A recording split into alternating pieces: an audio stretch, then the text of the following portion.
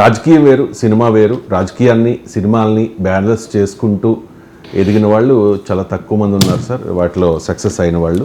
అలాంటి వాళ్ళలో అప్పుడు ఎన్టీఆర్, ఇప్పుడు పవన్ కళ్యాణ్. పవన్ కళ్యాణ్ హరిహర వీరమల్లు అనే సినిమాలో యాక్ట్ చేస్తూ ఉన్నారు సార్. వాస్తవానికి ఈ సినిమా 2024 ఎన్నికలకు ముందే రిలీజ్ కావాల్సి ఉంది. కానీ ఎన్నికల ప్రచారంలో బిజీగా ఉండడం వల్ల, ఎలక్షనీరింగ్లో బిజీగా ఉండడం వల్ల పోస్ట్పోన్ చేసుకున్నారు సినిమాని. ఇప్పుడు ప్రొడ్యూసర్లు ప్రెజర్ ఉంటుంది కదా సార్, సో చాలా డబ్బులు పెట్టాం, ఖచ్చితంగా మీరు సినిమాల్లో పాల్గొవాలి అంటే దీన్ని బ్యాలెన్స్ చేసుకుంటూ ఆయన రాత్రి షూటింగ్ల్లో పాల్గొంటూ ఉన్నారు. పగలు పాలన మీద ఫోకస్ చేశారు సార్. సినిమాను పాలిటిక్స్ను బ్యాలెన్స్ చేయడం మీద అసలు ఫస్ట్ బ్యాలెన్స్ చేయడం లేదు, రాంగ్ అది. సినిమా ఈవెన్ ఎన్టీఆర్ కూడా బ్యాలెన్స్ చేయలేదు.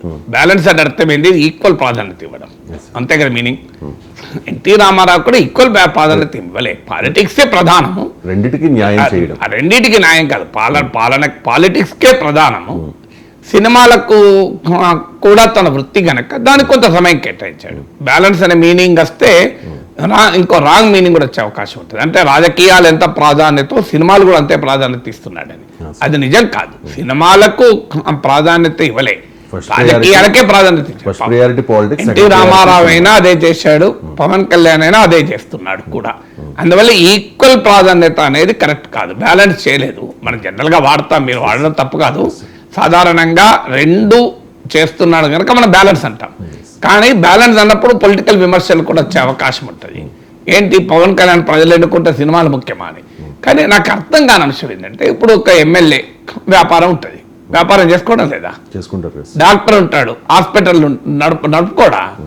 లాయర్ ఉంటాడు, కోర్టుకు పోవడం లేదా? మీరు కపిల్ సిబ్బల్ చూడండి, ఉదయం పార్లమెంట్ అటెండ్ అవుతాడు, మధ్యాహ్నం పోయి సుప్రీంకోర్టులో వాదిస్తుంటాడు. ఇంకా విచిత్రం చెప్తాను, అనిల్ అంబానీకి వ్యతిరేకంగా పార్లమెంట్లో ఉదయం మాట్లాడాడు, మధ్యాహ్నం అనిల్ అంబానీ తరఫున సుప్రీంకోర్టులో వాదించాడు కపిల్ సిబ్బల్. సేమ్ అంటే ఇక్కడ పొలిటికల్గా రాఫెల్ అంశం పైన అనిల్ అంబానీని అటాక్ చేస్తూ చాలా సివియర్గా మాట్లాడాడు కపిల్ పార్లమెంట్లో ఉదయం.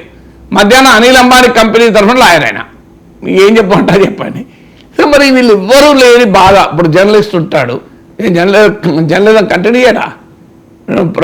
నేనే ఉన్నా, వేరే వాళ్ళు ఎందుకండి, నేను కూడా ఒక ప్రజాప్రతినిధిగా 8 ఏళ్ళు చేశాను కదా. I'm N elected representative. 3 ఉమ్మడి జిల్లాలకు పట్టభద్రులకు ప్రతినిధి. హైదరాబాద్, మహబూబ్ నగర్, రంగారెడ్డి ఉమ్మడి జిల్లాలు. అంటే తెలంగాణలో ఒక 45 అసెంబ్లీ సెగ్మెంట్లకు నేను ఎమ్మెల్సీని, 6 ఎంపీ సెగ్మెంట్లకు ఎమ్మెల్సీని. మరి నేను క్లాసులు చెప్పలేదా? Monday, Wednesday, Friday Birla institute of technology and sciences bits హైదరాబాద్లో వెళ్ళి 2 గంటలు పాఠం చెప్పుకొని వచ్చేవాడిని. ఎందుకంటే నాకు అప్పుడు యూనివర్సిటీలో 80,000 శాలరీ అంటే ఎమ్మెల్సీగా 40,000 శాలరీ. మరి ఎలా బతకాలి? పిల్లలు చదువుకుంటున్నారు. సో అందువల్ల నేను క్లాసులు చెప్పుకున్నాను. అప్పుడు యూనివర్సిటీలో లీన్లో ఉన్నాడు, ఉస్మానియాలో. ఐ హావ్ రైట్ కనుక విజిటింగ్ ప్రొఫెసర్గా వెళ్ళాడు. 2 o'clock దాకా కౌన్సిల్ అటెండ్ అయ్యి, ఎన్నడూ కౌన్సిల్ ఎగ్గొట్టలే.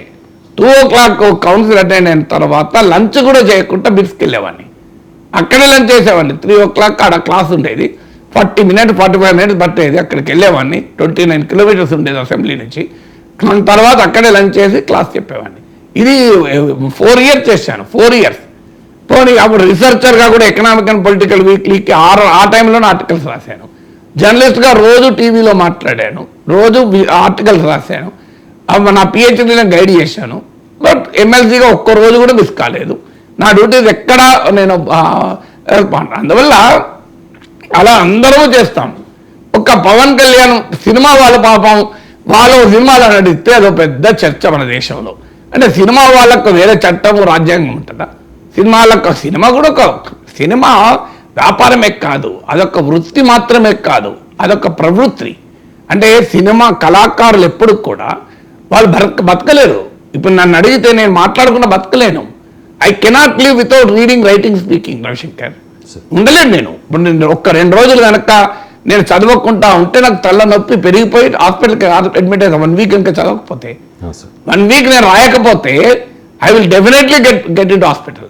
అంత గ్యారెంటీ చెప్పగలుగుతాను.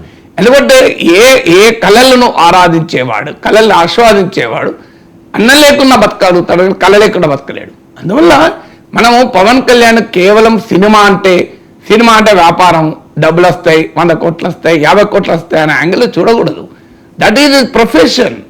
Right to business, right to profession fundamental right. Pawan Kalyan పాలిటిక్స్లో ఏమైనా ఫండమెంటల్ రైట్ కోల్పోతారా? మీరు ఫండమెంటల్ రైట్లో చూడండి, freedom to have any avocation, ఇది ఫండమెంటల్ రైట్. ఎక్కడా లేదు రాజకీయాల్లో ఉంటే మీ ఫ్రీడమ్ వదులుకోవాలి, ఫండమెంటల్ రైట్. పాలిటిక్స్లో ఉన్న ఫండమెంటల్ రైట్స్ పోతాయా ఎక్కడన్నా? పాలిటిక్స్లో ఉంటే ఫండమెంటల్ రైట్ ప్రాథమిక హక్కులు దూరమవుతారా? అందువల్ల ఆయన వ్యాపారం చేసుకునే హక్కు ఉంది. ప్లస్ ఇది వ్యాపారం కూడా కాదు, ఇట్ ఈజ్ ఆ వృత్తి మాత్రమే కాదు, ప్రవృత్తి కదా. Can Pawan Kalyan live without acting? Because he loves acting కదా. ఆయన నటనంటే ఆయన ప్రేమ కదా, ప్రేమ కనుకనే కదా అంత గొప్ప నటుడు అయ్యాడు.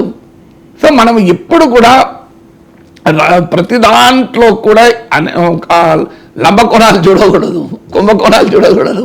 ఈ కుంభకోణ వ్యవహారం ఉందే, ఇదే సమస్య. ఏముంది, Pawan Kalyan is an actor, he loves acting.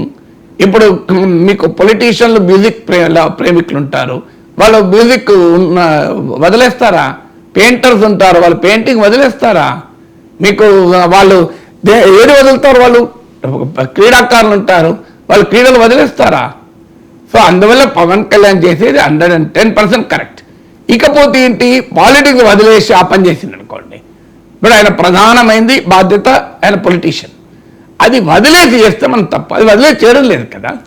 అందులో మనమే వార్తలే మీడియాలో ఉన్నాం, ఉదయం అంతా పాలిటిక్స్ పబ్లిక్ లైఫ్లో ఉన్నాడు. ఈవినింగ్ టైం దొరికినప్పుడు cinema, night make shift studio పెట్టారు ఆయన పార్టీ ఆఫీస్లోనే, అక్కడే నటిస్తున్నాడని నా అభిప్రాయం. ఈవెన్ వారంలో ఒక రోజు కేటాయిస్తే తప్పేం లేదు, ఎందుకంటే ఇది ట్రాన్సిషన్. అప్పుడైనా పొలిటీషియన్ నుంచి, యాక్టర్ నుంచి పొలిటీషియన్గా ట్రాన్సిషన్ పీరియడ్ కదా. యాక్టర్ టు పొలిటీషియన్ కాదు, ఇప్పుడు actor to politician to ruling politician. ఈ ట్రాన్సిషన్ పీరియడ్లో బ్యాలెన్స్ ఉంటుంది కదా, ఇప్పుడు ఆ బ్యాలెన్స్ పూర్తి చేసుకోవాలి కదా. ఇప్పుడు సినిమా అంటే పవన్ కళ్యాణ్ ఒక్కడే కాదు కదా, 64 క్రాఫ్ట్ల ఇంతమంది లైఫ్, వారి జీవనోపాధి, వారి ఉపాధి అన్నిటికీ మించి ప్రేక్షకులకు, కోట్లాది మంది తెలుగు ప్రేక్షకులకు they have a right to entertainment కదా, వినోదం వాళ్ళ హక్కు కదా. అందువల్ల పవన్ కళ్యాణ్ సినిమాను చూడాలని కోరుకునే కోట్లాది తెలుగు ప్రజలు ఎందుకు డిప్రైవ్ కావాలి? అలా ఉంటుంది మనకు. ఇప్పుడు నాకే అనుభవం, 2021లో నేను ఎమ్మెల్సీగా మళ్ళీ పోటీ చేస్తున్నాను ప్రకటించినప్పుడు, మీరు చూడండి నా యూట్యూబ్లో కామెంట్స్ ఉంటాయి. నేను లైవ్లో, అప్పుడు పాండమిక్ టైం, లైవ్లో అనౌన్స్ చేశాను, 60,000 మంది లైవ్లో చూశారు. అప్పుడు కింద కామెంట్లు, తర్వాత కూడా కామెంట్లు ఏంటంటే, సార్ మీరు ఎమ్మెల్సీ గెలవాలని మాకుంది, కానీ మీకు ఓటేయలేము. ఎందుకు ఓటేయలేమని అంటే, మీరు ఎమ్మెల్సీ అయితే మాకు యూట్యూబ్లో విశ్లేషణ తగ్గిపోతుంది, మీరు మాకు రోజు ఎడ్యుకేషన్ ఇస్తున్నారు, విషయాన్ని తెలుపుతున్నారు అని చెప్పి నాకు మెసేజ్, మీ మీద అభిమానం ఉంది, కానీ మీరు మళ్ళీ ఎమ్మెల్సీ అయితే బిజీ అయిపోతారు, మాకు అందుబాటులో ఉండరు, ఇప్పుడు 100% టైం మీరు మాకు కేటాయిస్తున్నారు అని కూడా మెసేజ్లు వచ్చాయి. అలా కూడా ఉంటారు రియాక్షన్. బట్ అల్టిమేట్గా పవన్ కళ్యాణ్ పాలిటిక్స్లో ఆయన ఇప్పుడు కాదు, నేను ఆయన ఎలక్షన్స్కి ముందు కూడా వైసీపీ వాళ్ళు విమర్శ చేస్తే నేను చెప్పేవాడిని, ఆయన సినిమా ఎక్కువ, ఇంటర్వెల్ తక్కువ అని. ఇప్పుడు ఇంటర్వెల్ ఉండలేదు కదా సినిమానే, ఇప్పుడు సినిమానే మొత్తం రాజకీయమే చేస్తున్నాడు, నో ఇంటర్వెల్ కదా, వితౌట్ ఇంటర్వెల్ చేస్తున్నాడు కదా. సో అందువల్ల వి షుడ్ అప్రిషియేట్ ఇట్. ఆయన ఈజ్ ఎ గ్రేట్ యాక్టర్, కోట్లాది తెలుగు ప్రేక్షకులు అభిమానించే నటుడు. ఆయన మనకు పవన్ కళ్యాణ్లో రాజకీయ నాయకుడు కావాలి, పవన్ కళ్యాణ్ నటుడు కావాలి. ఈ రెండు పరస్పర విరుద్ధమేం కాదు, ఈ రెండింటి బ్యాలెన్స్ చేస్తూ, బ్యాలెన్స్ కూడా అవసరం లేదు, దాని ప్రధానం ఒకటి, అప్రధానం ఒకటి. హానర్స్ అంటారు, మనకు BA ఆనర్స్ డిగ్రీలు ఉంటాయి, BSc ఆనర్స్ అని, అంటే ఒకటి ప్రధానం ఉంటుంది, రెండోది అప్రధానం ఉంటుంది. ఏం తప్పు కాదు కదా అది.